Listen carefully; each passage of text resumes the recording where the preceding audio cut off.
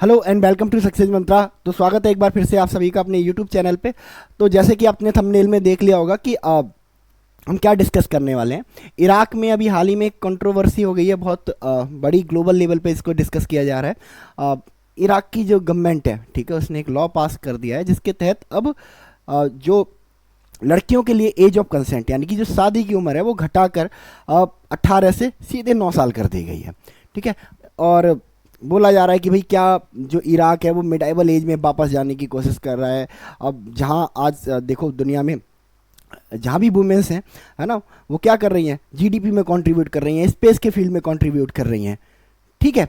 And teaching के field में contribute कर रही हैं, हर फील्ड में। मतलब कुल मिला के अगर आप देखो यूएसए की वाइस प्रेसिडेंट कौन है, कमला हैरिस। ठीक है। प्रेसिडेंट अगर मेल है तो वाइस प्रेसिडेंट कौन है ना, आपकी फीमेल है। इंडिया में अगर हम देखें तो प्रेसिडेंट कौन है, एक फीमेल है, Droupadi Murmu ma'am. And prime minister कौन है ना, नरेंद्र मोदी। तो औरतें जो हैं, है ना, कंधे से कंधा मिलाकर कंट्रीब्यूट कर रही हैं, है ना, देश और दुनिया की जो ग्रोथ है ना, और जो समाज की जो ग्रोथ है उसमें, है ना। ऐसे में इराक जैसा जो एक कंट्री आता है और एक ऐसा डिसीजन लेता है, एक ऐसा एग्जाम्पल सेट करता है पूरी दुनिया के लिए, पूरी दुनिया के देशों के लिए, है ना, जो एक बार से फिर दुनिया को कहाँ, मिडाइवल एज में, वो ट्राइबल एज में, कबीलाई एज में, है ना, ढकेलने का काम करता है। ठीक है। तो इन्होंने एक पूरा का पूरा लॉ बनाया है जिसमें एक सेक्ट है कि भाई जो एज ऑफ कॉन्सेंट है महिलाओं के लिए, उसको 9 साल कर दिया गया घटा के। तो इसको बहुत ज़्यादा ये कंट्रोवर्शियल है। वैसे बहुत सारे उसमें, है ना, एक लॉ 188 बनाया गया है। ठीक है। इसमें शादी को लेके, है ना, बहुत सारे है ना रूल्स एंड रेगुलेशन डिसाइड किए गए हैं, है ना। सारे रूल्स एंड रेगुलेशन कंट्रोवर्शियल है, but this is the most controversial issue, है ना। अगर बात करें लॉ 188 की, है ना, तो लॉ 188 क्या कहता है कि जो महिलाओं के लिए जो शादी की एज है, लड़कियों के लिए जो शादी की एज है, ठीक है, वो 9 साल होगी, 9 ईयर होगी। ओके। ठीक है।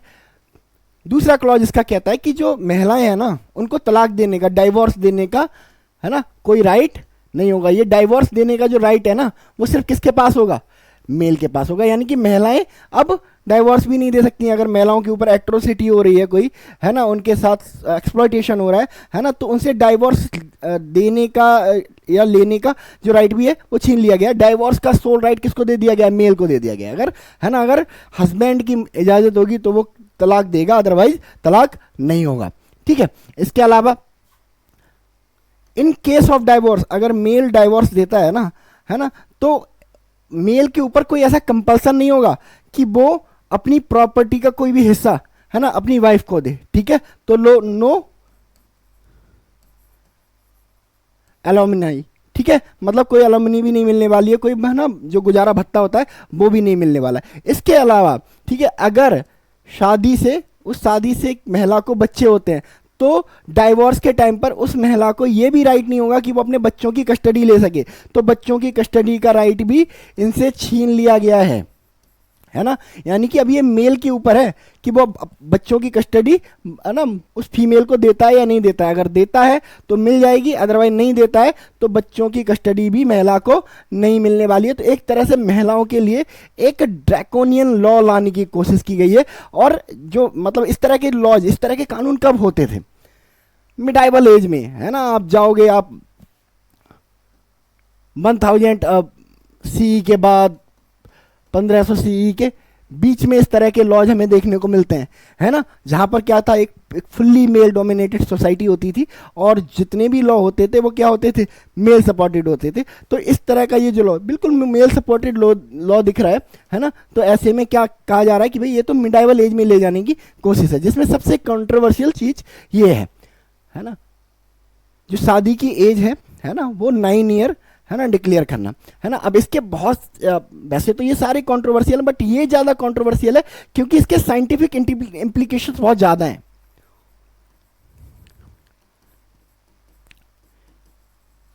साइंटिफिक इम्प्लीकेशंस बहुत ज़्यादा हैं, है ना। 9 साल का एज की शादी का एज थोड़ी नहीं होती है ना।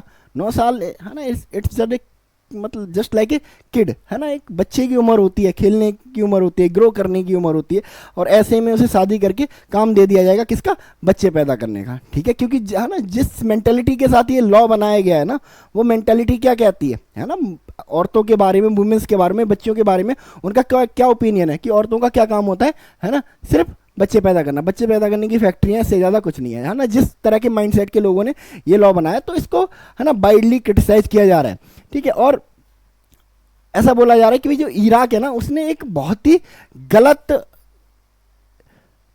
एक एग्जाम्पल सेट किया है, ठीक है। अब इनसे पूछा गया कि भाई क्यों कर रहे हुए, 9 ईयर कोई एज थोड़ा नहीं होती है।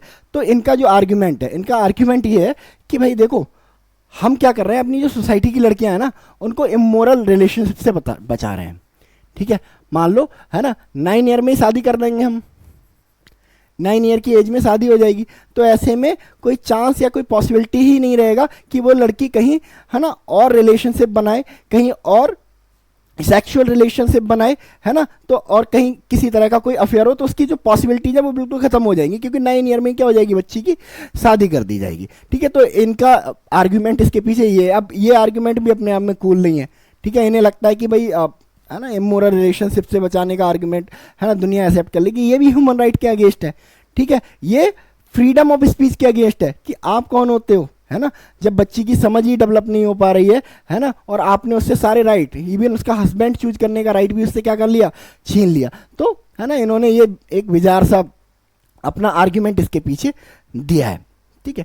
अब देखो, इस लॉ से जो है रीजन में ना बहुत ज़्यादा है ना अनसर्टेनिटी मतलब वो होगी, क्योंकि इराक जहाँ पर लोकेटेड है ना, सारे इस्लामिक कंट्रीज वहाँ है ना सराउंडेड है, उसके चारों तरफ इस्लामिक कंट्रीज, बहुत सारे कंट्रीज वहाँ पे हैं, ठीक है। ऐसे में वहाँ के लोग भी है ना, जो उसके सराउंडिंग कंट्री होंगे, वो भी अपनी कंट्रीज पर प्रेशर बनाएंगे, देखो इराक ने कर दिया है ना, now we have to do this, है ना। तो देयर माइट बी पॉसिबिलिटी कि एक है ना, जैसे अरब स्प्रिंग आई थी 2011 में, तो there might be a possibility है ना, कि है ना सारे धीरे धीरे जो सारे कंट्रीज हैं है ना, वो इसी एग्जाम्पल को, इसी इराक के एग्जाम्पल को फॉलो करना शुरू कर दें, ठीक है। अभी यूनिसेफ का ये आंकड़ा है ना, यूनिसेफ ने कहा है कि भाई जो चाइल्ड मैरिज है ना इराक में ऑलरेडी हाई है, ठीक है, और 9 ईयर जो करके इन्होंने एज क्या कर दिया उसको, अब है ना जो 28% का आंकड़ा था ना, अब उसको 99% या 100% कर दिया है, ठीक है। अगर अब देखो बात करें है ना, एक अनोखा फैसला इनका इसलिए कहा जा रहा है कि अगर जैसे बात करें इनके अगल बगल के कंट्रीज में या इस्लामिक कंट्रीज की ही बात करें, है ना, क्योंकि है ना इन्होंने क्या बोला है कि भाई ये जो 9 ईयर की एज है ये सरिया लॉ के अकॉर्डिंग है, इस्लामिक लॉ के अकॉर्डिंग है। तो देख लेते हैं कंपेरेटिवली कौन कौन यहाँ पे सरिया लॉ को फॉलो कर रहा है। अगर बात करें अल्जीरिया की, ये भी एक इस्लामिक कंट्री है ना अफ्रीका में, और यहाँ फीमेल की जो एज रखी गई है वो कितनी रखी गई है, 18 ईयर रखी गई है, ठीक है। बांग्लादेश जो हमारा पड़ोसी मुल्क है वो भी एक इस्लामिक कंट्री है ना, यहाँ भी 16 ईयर रखी गई है। इजिप्ट ये भी इस्लामिक कंट्री है, 16 ईयर। इंडोनेशिया ये तो दुनिया का सबसे बड़ा इस्लामिक कंट्री है ना, सबसे ज़्यादा पॉपुलेशन वाला इस्लामिक कंट्री है, यहाँ भी 16 ईयर रखी गई है। इराक है ना, अब 18 ईयर्स नहीं, अब यहाँ पे 9 ईयर्स कर दिया गया, इसको चेंज कर दो अब, ठीक है। लेबनान ये भी इस्लामिक कंट्री है, यहाँ भी 17। यानी कि कुल मिला के देखो, मैंने आपको जितने भी यहाँ पर कंट्री लिखे हुए हैं, 19 कंट्री लिखे हुए हैं, ये सारे के सारे कैसे कंट्री हैं, इस्लामिक कंट्रीज हैं, ठीक है। टर्की को अगर छोड़ दें तो टर्की कैसा है, सेकुलर टाइप का, बट अब इस्लामिक वो हो रहा है क्योंकि मेजॉरिटी पॉपुलेशन है ना मुस्लिम है, दैट इज़ वाई इसको इस लिस्ट में रखा गया है ना। तो देखो अगर आप इन सारे कंट्रीज को देखो तो यहाँ पे लगभग जो मिनिमम एज 16 से 18 के बीच में बैरी कर रही है, ठीक है।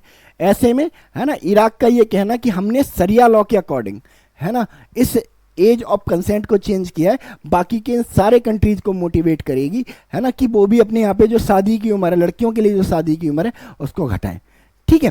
तो ये इस्लामिक कंट्रीज के बारे में रहा है ना। अगर हम देखें एक ग्लोबल लेवल पे कि भाई ग्लोबल लेवल पे किस तरह की एजेस डिसाइड की गई हैं लड़कियों के लिए शादी के लिए, तो देखो ये मैप है एक, ठीक है।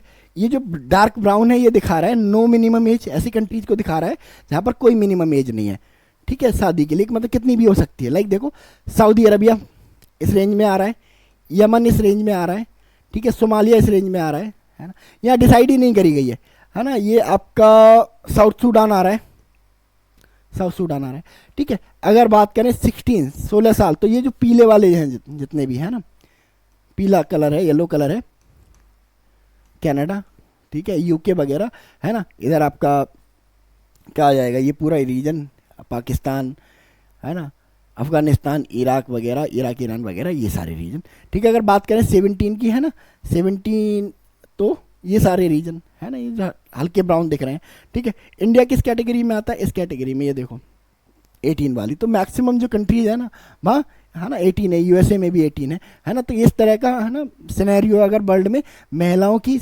अगर गर्ल्स की है ना मैरिजेस की एज की बात करी जाए तो, ठीक है। तो नो डाउट एक बहुत ही ख़राब फैसला है इराक की गवर्नमेंट का, और इसके बैकलैशेस पूरी दुनिया को है ना देखने पड़ेंगे। जान लेते हैं इराक के बारे में कि इराक कैसा है, कहाँ लोकेटेड है। तो अगर हम इराक की बात करें तो एक वेस्ट एशिया का कंट्री है ये, ठीक है, और जिसे जियोपॉलिटिकली क्या बोला जाता है, मिडिल ईस्ट बोला जाता है, ठीक है ना, मिडिल ईस्ट है ना, जिसे हम वेस्ट एशिया बोलते हैं। एग्जैक्टली जो हमारा वेस्ट एशिया है उसको जियोपॉलिटिकली क्या बोला जाता है, मिडिल ईस्ट बोला जाता है, ठीक है। और इनकी जो पॉपुलेशन है लगभग 4 करोड़ के 46 मिलियन के समथिंग है, ठीक है। 35 मोस्ट पॉपुलस कंट्री है ये दुनिया का। कैपिटल की अगर मैं बात करूं, तो कैपिटल इनकी क्या है, बागदाद है। और अगर बात करूं इनकी करेंसी की, तो इराक की दिनार इनकी करेंसी है। प्रेसिडेंट इनके अब्दुल लतीफ़ राशिद अभी हाल ही में अपॉइंट हुए हैं, ठीक है। अगर बात करें इसकी बाउंड्रीज की है ना, इसकी बाउंड्रीज के बारे में अगर हम बात करें है ना, तो ये रहा मैप, इसका डिटेल्ड मैप, ये डिटेल्ड मैप है। तो देखो इसके ईस्ट साइड में हमें ईरान देखने को मिलेगा, ठीक है। और अगर साउथ साइड में आएंगे तो हमें कुवैत देखने को मिलेगा, एंड साउथ वेस्ट साइड में आएंगे तो हमें सऊदी अरेबिया देखने को मिलेगा, एंड वेस्ट साइड में जाएंगे तो जॉर्डन एंड सीरिया देखने को मिलेगा, और अगर इसके नॉर्थ वेस्ट साइड में जाएंगे तो हमें टर्की देखने को मिलेगा। इस तरह से 1 2 3 4 5 6 कंट्रीज के साथ, 6 कंट्रीज के साथ बाउंड्री ये शेयर करता है, ठीक है। और अगर बात करें कि किस वाटर बॉडी को ये टच करता है, तो Persian gulf is the only water body है ना जिसको ये टच करता है, ठीक है।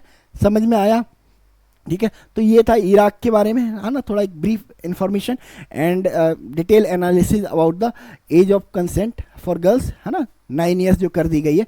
बाकी आपका इस बारे में क्या ओपिनियन है, आप हमें कमेंट सेक्शन में बता सकते हैं। तो इस सेशन में हम लोग इतना ही रखते हैं, मिलते हैं नेक्स्ट सेशन में। तो thank you so much and God bless you all.